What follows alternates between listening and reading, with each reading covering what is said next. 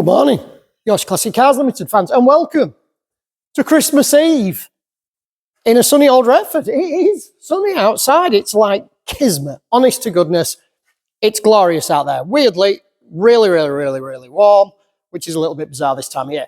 So this will probably be my last update of 2024. Never say never, because I will say that I will be in between Christmas and New Year, no doubt, once I've got sick of watching rubbish films on telly. But to start off, Merry Christmas and a Happy New Year. If you don't celebrate Christmas, have a great New Year. I have two young children, so the excitement level in our house has surpassed 11. And if they sleep tonight, it'll be a miracle. So a quick update in the workshop. Quick update on the channel first, actually, seeing as you're here early in the beginnings, apparently. The video I did for the roast, which I should have actually called Roasting Classic Car Sellers rather than Owners, but either way, it seems to have done exceptionally well. Some people like it, some people loathe it, clearly. Never had that many dislikes on a video. Maybe if you're disliking it, you're one of the Testing the Water Brigade. Just putting it out there. I don't, obviously, you're welcome to your opinion. It's none of my business, but it seems to have gone off well. So I'm going to actually do a part 2 to that in the new year, because loads of people have come up with stuff, and when they say it, it's like, oh gosh, yeah, that's probably something. So I'm going to do that later in the year. To close up this year, here, as you can see, I'm using the boot of my Capri now to wrap Christmas presents for my girlfriend, because I've had no chance whatsoever. I was working yesterday. I've been racing around like a lunatic for weeks, and I do need to slow myself back down again, because everything's getting a little bit jiggery-pokery. As you can see, the Vega is ready to rock and roll. Okay, the chap who built the engine is going to come and start it up. I think he just wants to make sure it's done properly, which I understand completely, because obviously it's on him. I have got the shifter there. I had actually shifted. You can see in the background, you can see the gator now on the centre console. I've had to remove that again and change something because the inhibitor switch wasn't working correctly. I think the switch in the gearbox has a bad earth, quite honestly. I think it's probably old and past its best. So I've used the one on the shifter, and hopefully that will eradicate that problem. Good thick cable. You can't go too thick with cable.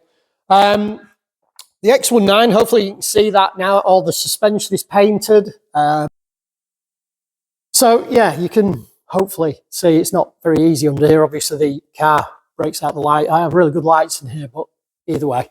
So the suspension is now, it's still a little pockmarked and stuff, but I haven't taken it off and shot blasted it like I normally would. It's been cleaned back, wire brushed, and then given 2 good coats of Smooth Right. There's not a lot else I can do, really. It's had to be done with a brush. I can't spray it with the engine and transmission in there, but it does all look a whole lot better than it did.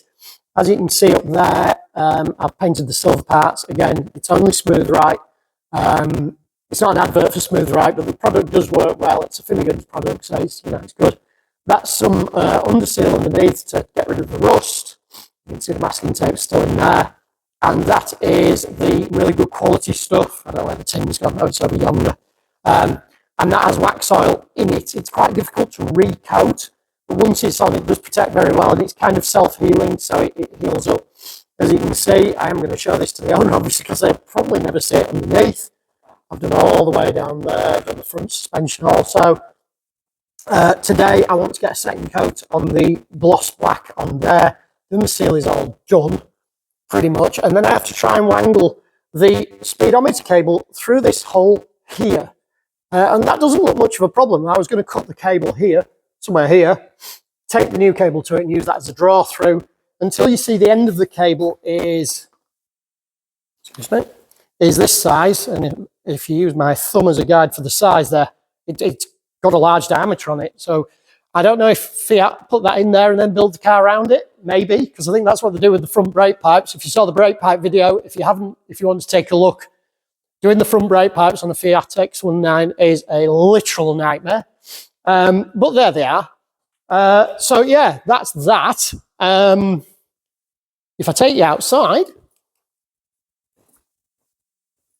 this is going to cause some upset, but I'm going to do it anyway because I like upset. So either way, here is a Stag I have purchased. Okay, it's a Mark 1 Triumph Stag. As you can see, it's had a hard life. and it is basically scrap. You can see here the front's breaking off the soft top. This door's rotten. Actually, it's rotten underneath. I might save that door. The other door is quite good, and I think I may use those on the purple Stag. The boot lids definitely had its day, you know, the flaws.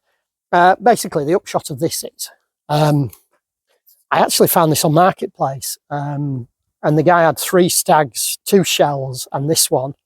One shell is exceptionally good. It's had new wings, new top panel, new front panel, all that put on it. But they were going to put the running gear out of this car into those. So this was basically a donor for those cars. All 3 of them had had a different engine installed. So if I can open the bonnet, which isn't easy, I hasten to add, you will see the little Buick derived Rover V8 in there. I would say little, and that seems to antagonise people who own them, but I own one. It doesn't bother me when I own it because it's not a massive capacity V8. I think this is a 3.5. It might be a 3.9, but either way, there it is. So this was bought entirely due to advanced stages of rot here, there and everywhere as an engine donor vehicle for the car that has the heads that won't come off. Yes, I'm putting a Rover V8 in it. No, you're not going to like it. The Triumph V8 is fine. If it's running fine, that's great. If it isn't, then an engine rebuild is significant amounts of money. And because the owner isn't bothered about the value of the car, and let's just let the value slide a little moment here and say he likes to use his car. He has a number of classic cars and he likes to blooming well drive them. So he just wants a car that we can put together that will be drivable and usable and reliable. And quite honestly, he doesn't want to spend upwards of 10k on a Stag engine rebuild. I've bought this entire unit. Now I'm assuming that engine will probably need a rebuild, but having had a look inside, it does look incredibly clean. So I suspect it may have been rebuilt before it was put in there and then just never started. Obviously there's some jiggery pokery here. That's an MGB GT alternator stand there that puts the alternator in front of here, which keeps it nice and low. Excellent. It's got the correct tubular exhaust manifolds in fine stainless steel, so they haven't gone rusty and rotten. It's got the correct engine mounts. It's got the correct sump. It's got the correct water pump, but it has C solid. It's got the correct power steering pump to retain the power steering.